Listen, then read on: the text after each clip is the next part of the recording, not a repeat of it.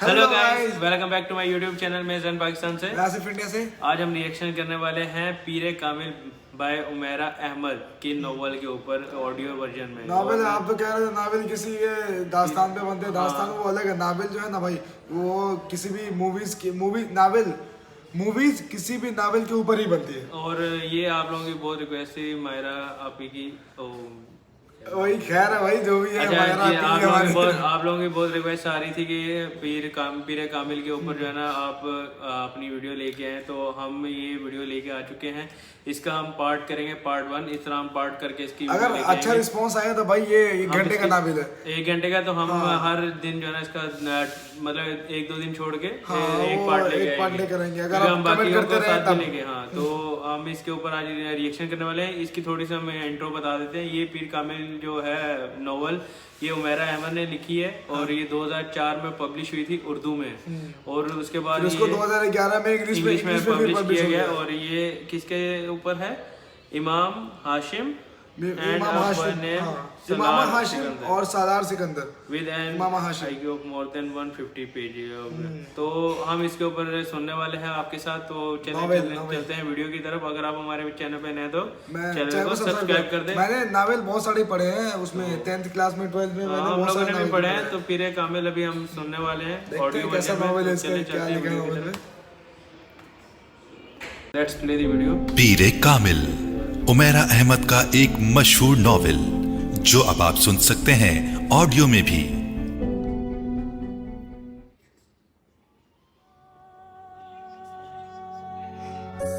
मेरी जिंदगी की सबसे बड़ी ख्वाहिश बॉल पॉइंट होठों में दबाई वो सोच में पड़ गई। फिर एक लंबा सांस लेते हुए कदरे बेबसी से मुस्कुराई। बहुत मुश्किल है इस सवाल का जवाब देना। क्यों मुश्किल है? जवेरिया ने उससे पूछा।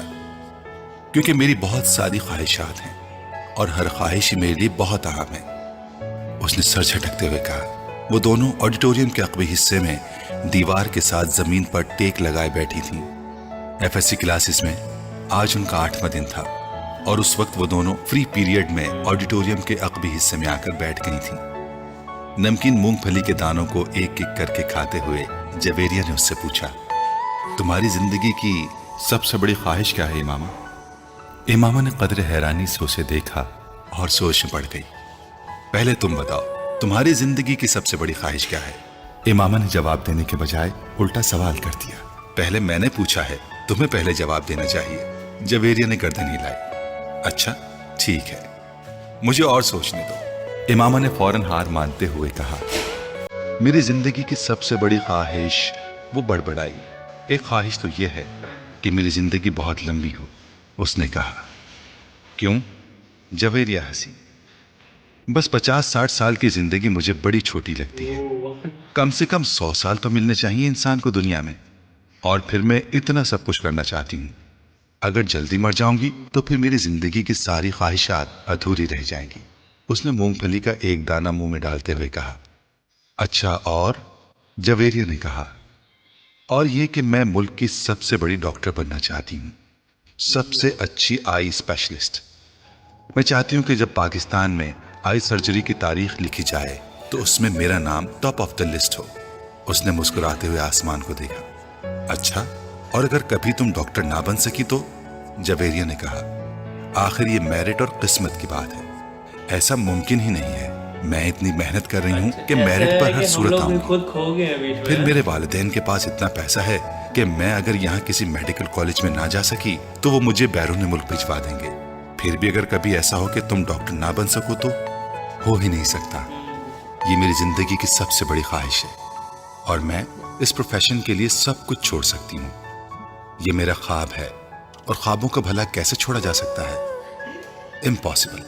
इमामा ने कतई अंदाज में सर हिलाते हुए हथेली पर रखे दानों में से एक और दाना मुंह में डाला। जिंदगी में कुछ भी नामुमकिन नहीं हो सकता, कभी भी कुछ भी हो सकता है। फर्ज करो कि तुम डॉक्टर नहीं बन पाती तो फिर तुम क्या करोगी? कैसे रिएक्ट करोगी? इमामा अब सोच में पड़ गई। पहले तो मैं बहुत रोऊंगी, बहुत ही ज्यादा, कई दिन, और फिर मैं मर जाऊंगी। जवेरिया बेइख्तियार हंसी। और अभी कुछ देर पहले तो तुम कह रही थी कि तुम लंबी जिंदगी चाहती हो, और अभी तुम कह रही हो कि तुम मर जाओगी। हाँ, तो फिर जिंदा रहकर क्या करूंगी? सारे प्लान्स ही मेरे मेडिकल के हवाले से हैं, और ये चीज़ जिंदगी से निकल गई तो फिर बाकी रहेगा क्या? यानी तुम्हारी एक बड़ी ख्वाहिश दूसरी बड़ी ख्वाहिश को ख़त्म कर देगी। तुम यही समझ लो।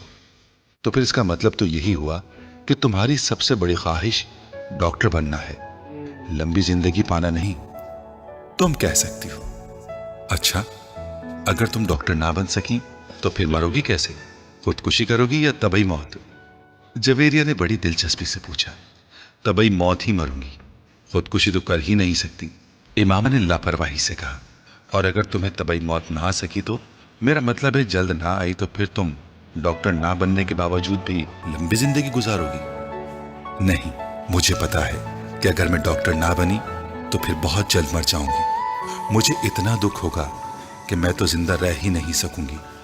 वो यकीन से बोली, तुम जिस कदर खुश मिजाज हो, मैं कभी यकीन नहीं कर सकती कि तुम कभी इतनी दुखी हो सकती हो कि रो रो कर मर जाओ, और वो भी सिर्फ इसलिए कि तुम डॉक्टर नहीं बन सकी। लग फनी। जवेरिया ने इस बार उसका मजाक उड़ाने वाले अंदाज में कहा। तुम अब मेरी बात छोड़ो, अपनी बात करो। तुम्हारी जिंदगी की सबसे बड़ी ख्वाहिश क्या है? इमामा ने मौजू बदलते हुए कहा।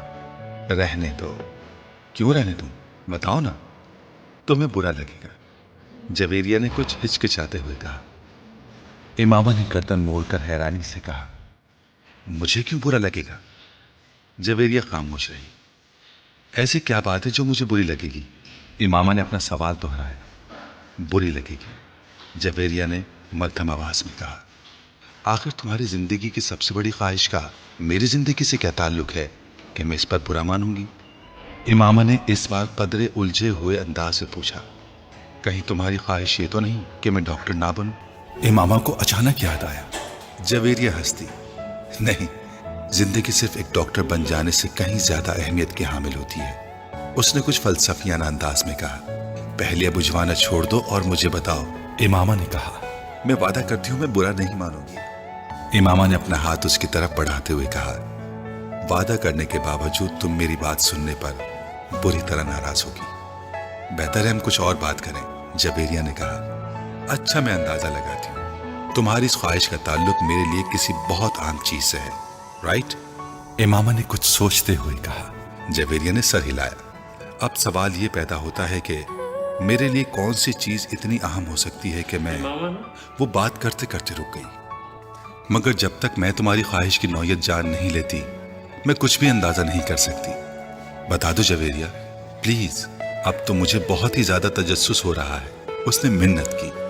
वो कुछ देर सोचती रही। इमामा गौर से उसका चेहरा देखती रही। कुछ देर की खामोशी के बाद जवेरिया ने सर उठाकर इमामा को देखा। मेरे प्रोफेशन के अलावा मेरी जिंदगी में फिलहाल जिन चीजों की अहमियत है वो सिर्फ एक ही है, और अगर तुम इसके हवाले से कुछ कहना चाहती हो तो कहो, मैं बुरा नहीं मानूंगी। इमामा ने संजीदगी से कहा। जवेरिया ने कदरे चौंक कर उसे देखा। वो अपने हाथ में मौजूद एक अंगूठी को देख रही थी। जवेरिया मुस्कुराई। मेरी जिंदगी की सबसे बड़ी ख्वाहिश ये है कि तुम। जवेरिया ने उसे अपनी ख्वाहिश बताई। इमामा का चेहरा एकदम सफेद पड़ गया। वो शौक थी या हैरत ज़दा, जवेरिया अंदाजा नहीं कर सकी, मगर उसके चेहरे के तासुरात ये जरूर बता रहे थे कि जवेरिया के मुंह से निकलने वाले जुमले उसके हर अंदाजे के बरक्स थे। मैंने तुमसे कहा था ना कि तुम बुरा मानोगी। जवेरिया ने जैसे सफाई पेश करने की कोशिश की, मगर इमामा कुछ कहे बगैर उसे देखती रही। मुइज हलक के बल चिल्लाता हुआ दर्द से दोहरा हो गया। उसके दोनों हाथ अपने पेट पर थे। भाई ये जो है ना इमामा और जुबैरा, भाई ये फोन तो निकालो यार। ये एक नॉवेल जो है ना भाई, ये खो गया था हम लोग भाई। इसमें हम लोग खो गए ऐसे जैसे हम दोनों बात कर रहे हैं यार। अब मैं रात में सोऊंगा ना भाई, मेरे कान में गूंजता रहेगा ये इस टाइप का, जैसे कि कोई मौलाना लोग तकदीर नहीं कहते। तकबीर करते हैं ना, वो जो दिन की बातें बताते हैं, मुझे उस टाइप का लग रहा था। अभी ये जो है ना 6-7 मिनट का, 7 मिनट, 7.5 मिनट का, ये एक क्लिप था, ये एक नॉवेल था। अभी हम लोग ये दूसरा करेंगे ना, तो फिर ये दूसरा फिर 7 मिनट का होगा।